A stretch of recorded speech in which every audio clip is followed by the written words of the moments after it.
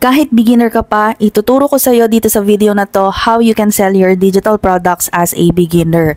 So bago matapos tong video na to, you will learn what are the digital products, saan nyo pwedeng ibenta tong mga digital products na to, and kung ano yung mga kailangan ninyong malaman bago kayo magbenta ng mga digital products. Before anything else, I would like to introduce myself. I'm Jeka, a former secondary teacher, a virtual assistant and freelancer, a course creator since 2021, and an Etsy, Rocket PH, Gumroad, and Shopify seller. So malamang nagtataka kayo, pwede ko bang pagsabay-sabayin itong mga e-commerce platforms na to kung saan ako nagbebenta ng digital products? Yes, pwede, and I do it alone. I design, I post them, I do the search engine optimization. Lahat ginagawa ko because sa digital product selling naman, hindi ko kailangan ng physical na trabaho para gawin yon, maliban na lang dun sa pag-design ng product. So what are digital products? Digital products are items you can buy or sell online that don't exist physically, and they are delivered electronically. Since yung mga products na to ay hindi mga physical objects, pwede mo siyang ibenta ng paulit-ulit kahit isang beses mo lang siyang gagawin without you shipping out or storing these products on your stock room or sa inventory mo. There are a lot of reasons kung bakit gustong-gusto kong nagbebenta ng digital products. Number one, it's because of its low overhead costs.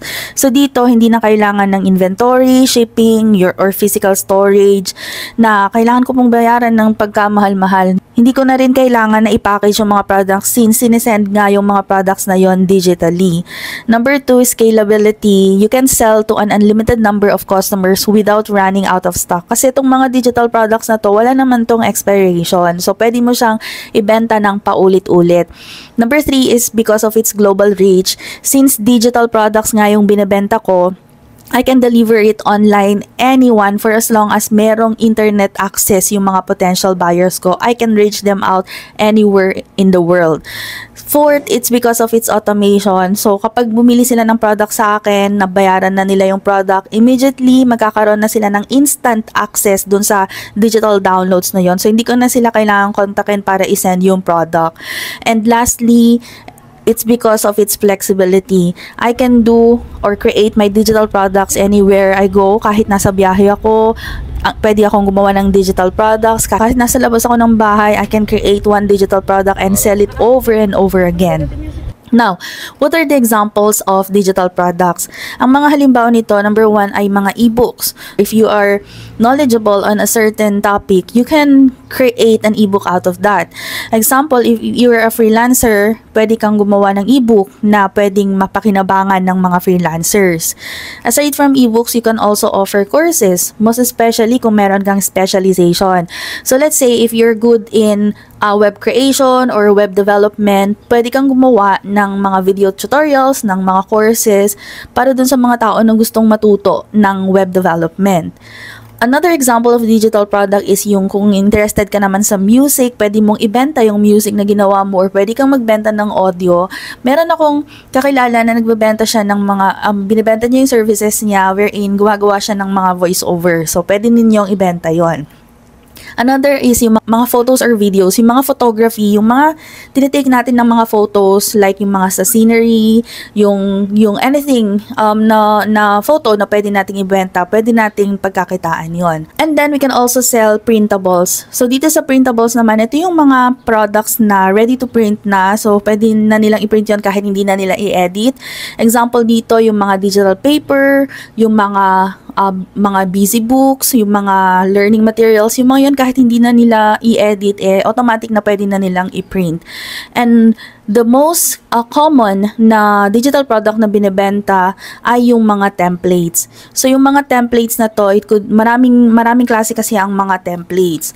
So number one is we have the Canva templates. So here are the example of Canva templates. So here are the example of Canva templates. So tingnan niyo, sinearch ko lang ang Canva templates and then marami na kayong makikita dito na types of templates like affirmation cards, mga business plan, mga planners, mga Instagram profile mock-up, mga social media posts, Canva ebook templates. So itong mga to, pwede ninyong ibenta using Canva and you can sell templates kahit na Canva free account lang yung ginagamit ninyo. And sa akin, meron akong both Canva free account and pro account, pero ang ginagamit ko sa pagde-design ay yung free account. You know the reason why? Kasi if I use Canva Pro account and nakagamit ako ng Canva element o Pro element doon na hindi ko sinasadya, hindi ma-access yon ng mga buyers ko na gumagamit ng Canva free account lang. So, ang ginagawa ko ay make sure na lahat ng elements na nilalagay ko doon sa Canva templates ay free kasi hindi naman lahat ng buyers ko ay gumagamit ng Canva Pro. Actually, aside from Canva, marami pang mga other design platforms like Template, Keetle, and a lot more. Marami pang design platforms na kung saan pwede kayong magbenta ng mga templates. Another is we have the Notion templates. So, dito sa Notion templates naman, ito yung ginagamit nila to organize their things or to organize yung mga para siyang planner. The good thing about Notion, meron kasi siyang app na pwedeng gamitin ng mga buyers na hindi na nila kailangan ng other third party na app to open it, kundi mismo sa Notion app pwede na nilang i-open to. So, kumbaga para itong planner. So, you can create social media planner, life planner, mga freelancer planner, even yung sa pregnancy planner, wedding planner, pwedeng gawin dito sa Notion template. Another thing is yung spreadsheets. Dito sa spreadsheets naman, you have to be knowledgeable on the different formula na pwede ninyong gamitin. Examples ng mga spreadsheets are yung mga pricing calculator, mga small business management na calculator, inventory tracker, mga budgeting tracker, client tracker, and so on and so forth. So dito naman, kailangan mo ng at least basic skills sa paggamit ng mga formula kasi dito madalas kailangan mong gamitan ng mga formula para maging functional yung spreadsheet. And then another thing is yung sa calendars and planners. So dito maraming type of planners like wedding planner, ADHD planner, mga life planner, pregnancy journal or planner, even calendar. And ito yung isa sa mga pinakamabili lalo na pagpatapos na yung taon kasi they're preparing for the next year. And then, we also have the website templates. Dito sa website templates, you can offer mga Wix templates, Canva website templates, WordPress, even yung Squarespace, Shopify template, yung mga yan. And kung mapapansin niyo dito sa mga website templates na to, medyo matataas yung presyo niya. It's because kailangan mo talaga ng skills pag gumawa ka dito ng website. Kasi, and also, dapat meron kang experience sa paggamit ng mga websites na to. Example, yung Canva website, kailangan at least meron kang experience paano gamitin yung Canva website para alam mo kung paano mo gagawin yung website template na yon. Another thing is yung sa Shopify. Ito, hindi lang to basta-basta paggawa ng website katulad ng Canva na very simple, kahit one page lang makakagawa ka na ng website sa Canva. But dito sa Shopify, marami pa kasing mga pages, may mga even codes yung mga dito sa Shopify website template na to. But you still have to understand kung paano gamitin yung Shopify. Pero pwede naman ninyong pag-aralan ito. So, yun yung mga different types of digital products. Ngayon, where can we sell these digital products? As I mentioned in the first part of the video, I am an Etsy seller, Rocket Page seller, Gumroad, and Shopify. These are the e-commerce platforms where you can sell your digital products. But in this video, I'm going to teach you two of the websites, e-commerce platforms kung saan talaga ako mas nakakabenta. Number one is we have dito sa Etsy. So dito sa Etsy, ang gagawin mo lang is you're going to create a listing, product listing. Ilalagay mo lang dito yung title, yung paggawa ng photos, listing photos, and then dito i-upload mo yung product na ginawa mo. So I will give you an example. Let's create an invoice template using Canva. So dito ang gagawin lang natin is pwede tayong tumingin ng mga templates dito sa Canva for inspiration, or pwede tayong pumunta dito sa Etsy to get some inspiration paano ba nila dinedesign yung mga invoice. And then after that, we can go and create a blank invoice. Now you might be asking, bakit yung mga buyers, hindi na lang sila kumuha dito sa Canva ng mga invoice templates? Bakit pa sila bibili sa Etsy or sa Rocket ng mga invoice templates? It's because possible na wala silang nakitang design or template dito ng invoice na gusto nila. And when they go to Etsy, let's say sa Etsy, meron silang nakitang mga templates dito na wala sa Canva, so they will purchase it. Another thing is dito sa Canva kasi, tigi-isang pages lang yung invoice. But when they go to Etsy, may mga possible forms or mga type of invoices dito or mga forms na pwede nilang bilhin ng more than 1 pages. Example, if they're looking for a specific invoice template for their travel agency, nakikita nila yon dito sa Etsy. So, they will go click this one and they are going to purchase this. So, now, let's create an example. Pwede tayong gumawa ng invoice na pwede nating ibenta sa Canva. So, ang gagawin lang natin as a seller is we're going to create an invoice. So, nag-pre-made na ako dito ng invoice template. Although, meron naman ako mga ginagawang videos dito, tutorial how to use Canva to create digital products. So, let's say for instance, ito na yung invoice template na ginawa natin. Ang next na gagawin natin is we're going to prepare for a thank you page. So, dito sa thank you page na to, ito yung marireceive ng buyer natin para makuha nila yung template na ginawa natin. So, how can we do that? Let's go back to our invoice template design. So, ang gagawin lang natin is let's click share. Tapos, click natin yung see all. Kung wala tayong nakita dito na template link, let's just click see all and let's go to the template link and let us generate a template link. Ito yung ibibigay natin sa buyers. Take note of this, we're looking for the template link and we're not going to send them yung people with access, like you're going to add them here para magkaroon sila ng access, o di kaya naman you're going to share yung collaboration link. You don't need to do that and you should not do that kasi once na ito yung binigay mo sa kanila, anyone with the link, ang gagawin, pwede nilang ma-delete yung laman or yung design na ginawa mo dito and we don't want that to happen. Kaya ang ibibigay natin sa buyer is the template link. So we're going to copy the template link and then let's go back to the thank you page. So ito na yung purpose ng thank you page. Dito natin ilalagay yung link. Template link na kinuha natin sa design. So how can we attach the template link here? Simply, let's just add a shape. Pwede tayong maglagay dito ng shape and this will serve as a button. And then dito, pwede tayong maglagay dito ng simple na instructions or download, name, button name like download template here. Or para mas specific, download invoice template here. So, something like this. And then, let's just format this one. Pwede natin gamitin yung ating kung meron man tayong brand color, so we can do that. And then, what we're going to do is let's just add a click icon para malaman nila na they have to click this one para makuha nila yung template. So, something like this. And then, dito sa shape na to, naalala ninyo, we have copied the template link here. So, ang gagawin lang natin dito sa shape na to is we're going to click the shape, click the 3 dots here, click yung link and then i-paste lang natin dito yung template link and click done. And there you go, nandito na yung link natin. So, let's test this out kung clickable ba yung link. So, ang gagawin natin, we're going to download it as PDF and then click download. Tapos, pag-click natin ng download, ito yung i-upload natin dun sa ating shop, like Etsy shop or Rocket shop. So, ganito na yung tsura na makikita ng buyer. So, ang gagawin ng buyer is they're going to click on this one. So, pag click nila yan, they will be redirected to this page. So, ganito yung makikita ng buyers natin. What they're going to do is they're going to use template for new design. And then, pag click nila yan, they can already start editing yung kanilang copy ng invoice form. So, kung papalitan nila yan ng color, let's say they wanted to be in purple, pag tinignan natin yung original na template natin, hindi siya affected. It's because template link yung binigay natin.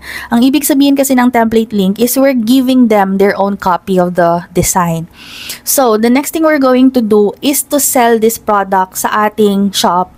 So, in this video, I'm going to show you two platforms kung saan natin siya pwedeng ibenta. Number one is dito sa Etsy.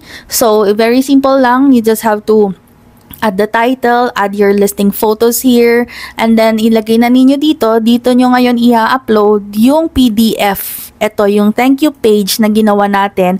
Dito natin siya i-upload. So, every time na bibili yung ating buyers ng product, ang gagawin lang nila is they're going to pay it and then makikita nila dito yung download files. Once they download it, they can have their own copy and they can already start editing their own invoice template link. Ito na yung product na makakarating dun sa ating buyer. Another shop na kung saan pwede nating ibenta is we can also sell that on our Rocket PH. So, ganun din siya sa Etsy. Ilalagay nyo lang dito yung product title, kung ano yung type of product since it's a digital download. Lalagay natin dito digital download. I-describe nyo lang yung product. Lagay natin dito yung mga listing photos.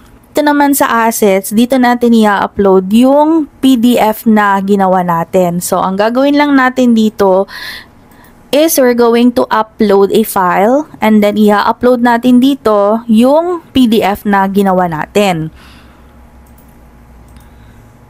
Ayan, so every time na may bibili nitong product natin, automatically masisend sa kanila itong PDF na to. So, for Etsy and Rocket PH, for as long as na-upload na ninyo yung PDF containing the template link, pag nagbayad ng buyer, automatically masisend na sa kanila yung product. You don't need to send them manually the product.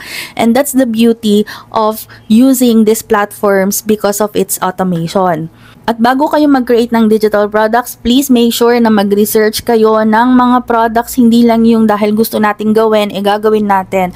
First is you have to know your niche.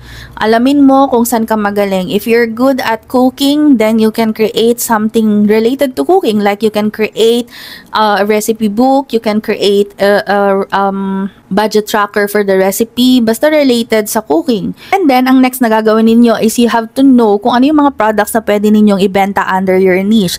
So, pwede kayong gumamit ng platform or tool katulad nitong eRank, which I personally use to research for keywords na mataas ang demand but low ang competition. And it helped me find mga products na ngayon ay bestseller sa akin. The reason why I use eRank kasi gusto kong malaman kung ano yung mga madalas na sinesearch ng mga buyers na wala pa masyadong nagbebenta. So, yun yung goal natin. Kasi kung magbebenta tayo ng product na sobrang dami na nang nagbebenta, let's say for instance, if magbebenta ka ng digital planner and pag sinearch natin yung digital planner sa eRank, makikita natin dito na mataas ang searches, however, ang taas din ng competition. So, medyo nahihirapan tayong magbenta dito since ang dami ngang nagbebenta ng digital planner. So, what we want is to look for a keyword na mataas ang searches and mababa din ang competition. And a good example for that is the invoice template. So, dito sa invoice template na to, mapapansin nyo that there is a good number of searches and then konti lang yung competition.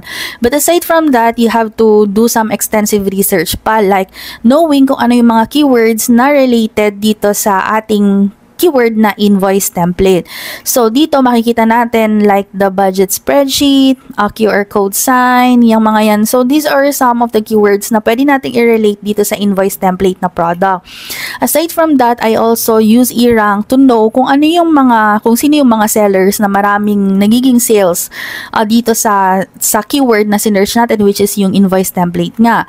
So, makikita natin dito, ito yung number 1 seller na nakapagbenta siya ng estimated revenue na $26,000 sa loob ng 1,368 days. So, compute nyo na kung ilang taon na itong listing na to para ma-reach niya yung revenue na to. And then, after doing the researching, ang gagawin na ninyo is to create the design. So, kung mas komportable kayong gumamit ng Canva, then you start creating your design sa Canva. Or kung mas komportable naman kayo sa Google Sheets or sa mga spreadsheets, then you go and create your invoice tracker there. And then, Pang-apat, you have to know where to sell your digital product. Now, I will help you decide kung saan kayo magbebenta ng digital product. Either mag-start kayo sa Etsy or sa Rocket PH ay okay lang. If you're aiming for a global reach or mga international buyers, you go and start selling them on Etsy. But if you want to sell sa mga local clients like dito sa Pilipinas lang muna, then you can start selling sa Rocket PH. If kung gusto mo naman na meron ng customer base yung platform na yon, meaning hindi mo na kailangang isend yung product link mo sa mga buyers mo, kundi yung mga buyers na yon mismo ang pupunta dito sa website na to para maghanap ng product na hinahanap nila, then go and sell them on Etsy. Ngayon sa Rocket PH naman, kung mapapansin ninyo, wala pa masyadong malaking customer base ang Rocket PH. So you have to promote your products on Rocket PH by using your social media platforms, using email marketing. So isisend mo sa kanila yung product link para malaman nila that you are selling this type of product. And lastly, sa Etsy, medyo mataas yung fees na babayaran dito because you have to pay $15 to $29 for the setup fee. Setup fee pa lang yun ha. Kumbaga parang registration fee siya. You also have to pay for the listing fees, the platform fees, the processing fees, and different fees pa na babayaran ninyo. Unlike sa Rocket PH, libre lang magbenta dito sa Rocket PH. Pero, may mga babayaran pa rin naman like the processing fees, pero very small amount lang compared dun sa Etsy. Medyo mas expensive lang sa Etsy compared dun sa Rocket PH. So, after knowing your platform, kung saan kayo magbebenta, of course, you have to know your analytics. So, for the analytics, I will just create another video about that para mas maintindihan ninyo kung worth it pa ba na magbenta sa mga platforms na pinili ninyo. So, if you want to know more about selling digital products, nag-create ako ng playlist dito na kung saan pwede ninyong panoorin yung mga videos na ginawa ko dito, how to sell on Rocket PH, sa Etsy, sa Gumroad, and so on. And also, if you want to have a proper guidance on how to start selling digital products, I am also offering a course.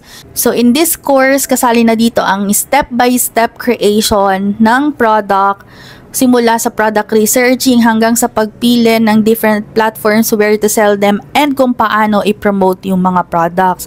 Plus, we also have exclusive group chats para sa mga members so that just in case they have questions, they can easily reach out to me or they can ask help from their fellow members. If you're interested to join, I will just put the link in my bio.